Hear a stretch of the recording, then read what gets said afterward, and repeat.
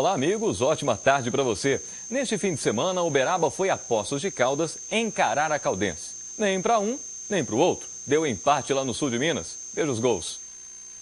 O Uberaba saiu na frente. Depois da boa jogada pela direita, o goleiro Gleison deixou a área e Cadu ficou livre para abrir o placar. No gol de empate, outro vacilo de goleiro. Fernando rebateu mal e a bola sobrou para Jardel. 1-1 entre Caldense e Uberaba. E o Uberaba segue em sexto lugar. E logo mais, às 8h30 da noite, Democrata e Vila Nova fecham a quarta rodada da Elite do Mineiro.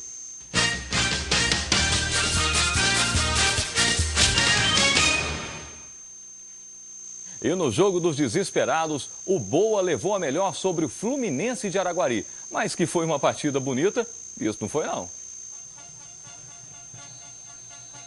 Dois times, o mesmo desespero. E se alguém esperava lances típicos de um duelo entre lanternas, teve muito erro de passe, bola isolada para fora do campo, um quase gol contra. Mas também lances de habilidade, de quem queria mostrar reação. E por falar em reação, o Fluminense apostou em novidades. O volante Fred e o técnico Luvanor Donizete, que estavam na campanha de acesso ao módulo 2 no ano passado, voltaram. E Luvanor não parou quieto depois que no bate e rebate a bola entrou, mas o juiz anulou.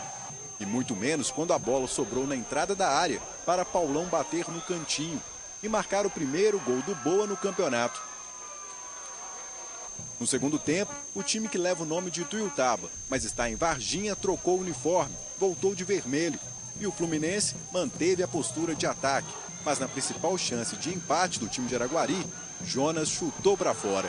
1-0 para os visitantes.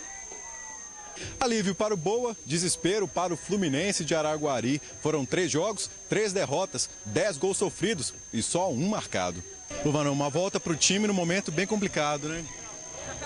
Mas nós que vivemos disso, né? Nessa profissão, nós já acostumamos com essa situação. Agora é pensar no próximo jogo, trabalhar, tentar reforçar esse grupo, que é um grupo bom, um grupo que lutou, correu, batalhou, tentou assimilar o trabalho de sexta-feira. Time que jogar um pouco mais, tudo bem, o resultado, enfim, que valeu. Esses 3 pontos são mais importantes que você fazer uma grande partida e não conseguir o resultado. E aqui comigo, Charles Diniz, o nosso comentarista. Charles, o Ituiutaba desencantou e logo na casa do adversário. É verdade, desencantou, mas como você chamou, inclusive, a reportagem, né? Não foi lá essas coisas, não jogou muito bem. E mostrou que ainda não é aquele time que era considerado, desde o começo do campeonato, um dos favoritos, até porque subiu para a Série B do Campeonato Brasileiro. Um gol chorado, 1-0, e enterrando aí o Fluminense, que agora sim, eu entendo, vai brigar para não ser rebaixado para a segunda divisão. Charles, esse gol chorado, esse gol do Paulão, né, gerou reclamação, inclusive para os torcedores e jogadores do Fluminense, que diz que esse gol foi impedido. Vamos ver o lance. Gostaria que você analisasse para ver se estava impedido mesmo ou não. Vamos ver esse lance. De novo, até porque o jogador recebeu na frente. Na cabeçada você pode ver que tem um outro dando condição para ele realmente fazer o gol. No meu entendimento, não estava impedido. O gol foi legal para a equipe do Boa, né, que conquistou essa vitória aí. E que para muitos pode ser o começo de uma reação. E o Fluminense, que estava com um técnico novo, né? O Luvanor, que voltou para a equipe, fez uma bela campanha no ano passado, retornou. Mas é aquilo que a gente já disse, chega num momento muito complicado e perdeu mais uma, e agora tem um jogo fora de casa, realmente está difícil. Charles, e o Fluminense fez um gol aí da cobrança do escanteio. Vamos ver o lance, só que esse gol foi anulado. Foi na cobrança do escanteio. E houve um desvio ali, o juiz já havia paralisado e o juiz vai acenar ali dentro da grande área que o toque foi com a mão. Houve um desvio antes do goleiro da equipe do Ituiutaba conseguir tocar na bola. E a arbitragem acertou ali, o juiz estava até bem posicionado. Tá, Charles, continue por aqui. Olha, a Patrocinense venceu de virada o Mamoré no estádio Júlio Aguiar. O Mamoré saiu na frente com Niltinho aos 22 minutos. O empate veio com Djalma, cruzamento da esquerda com direção a Sinésio. O atacante até que entrou na jogada, mas perdeu o tempo da bola que bateu na trave e entrou. O gol da vitória da Patrocinense foi de cabeça e do estreante Maxwell. Fim de jogo, Patrocinense 2, Mamoré 1. Charles, a Patrocinense aí que venceu o segundo jogo na competição, né? Venceu em casa, está fazendo o dever de casa porque conquistou mais uma vitória e foi de virada contra o time do Mamoré. Né? O placar de 2-1, fez jus ao que realmente as duas equipes jogaram. Ó, teve gol nesse jogo, também teve confusão, teve polêmica, teve expulsão. Vamos analisar aqui esse lance, essa expulsão aí, a Patrocinense que entrou no jogador do Mamoré. Gostaria que você falasse se foi realmente correta a interpretação do árbitro, se foi expulsão. O jogador foi na bola, então o árbitro exagerou. Nem falta foi, e ele acabou dando o cartão vermelho para o jogador do time do Patrocinense. E a partir daí, isso gerou uma revolta desses torcedores aqui, que atiraram um objeto. Esse objeto que acabou caindo aí, a polícia conseguiu identificar de onde veio e o que é. Faz parte da charanga do time do Patrocinense. Hoje à tarde a súmula será entregue na Federação Mineira de Futebol. E o Patrocinense pode ter problema com relação a essa questão aí do torcedor ter atirado este objeto dentro do gramado. Só acho que não pegou em ninguém.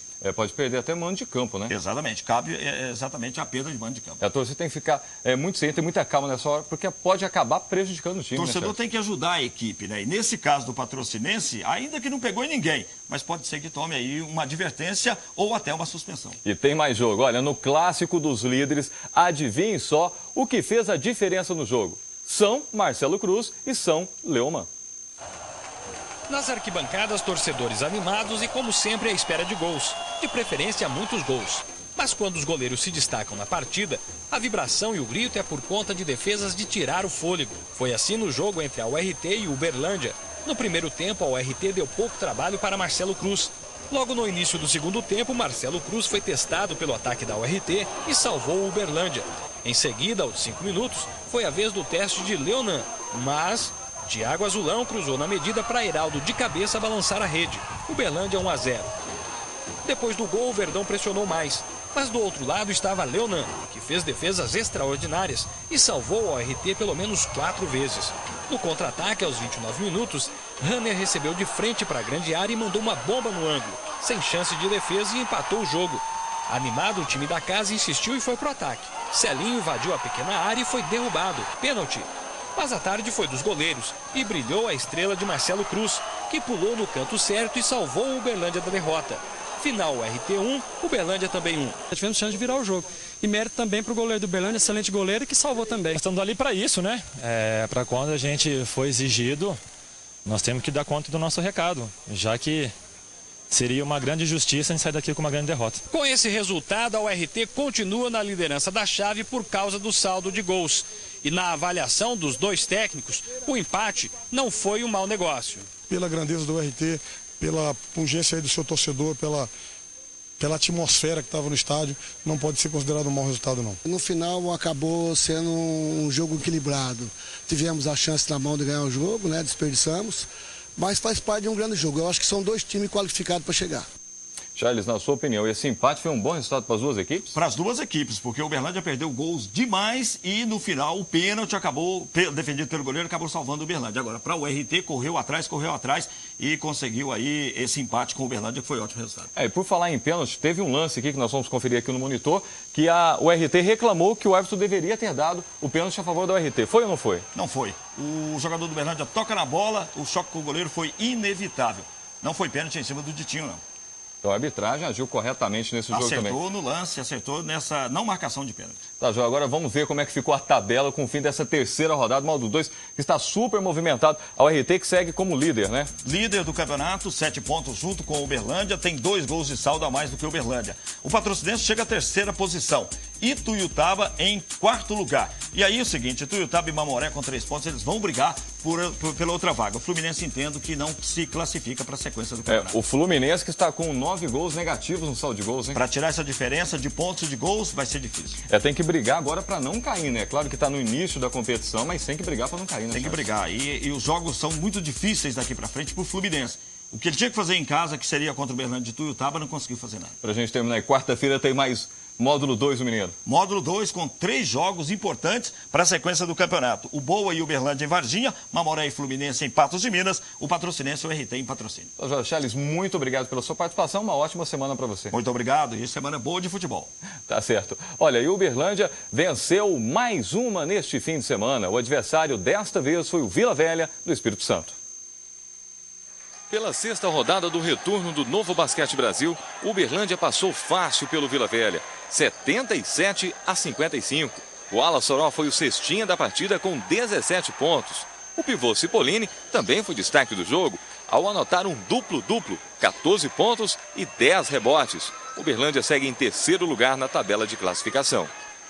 E no vôlei, o Praia Clube derrotou o Brusque em casa por 3 sets a 0. Com a vitória, o time de Uberlândia é o 7º colocado da Superliga.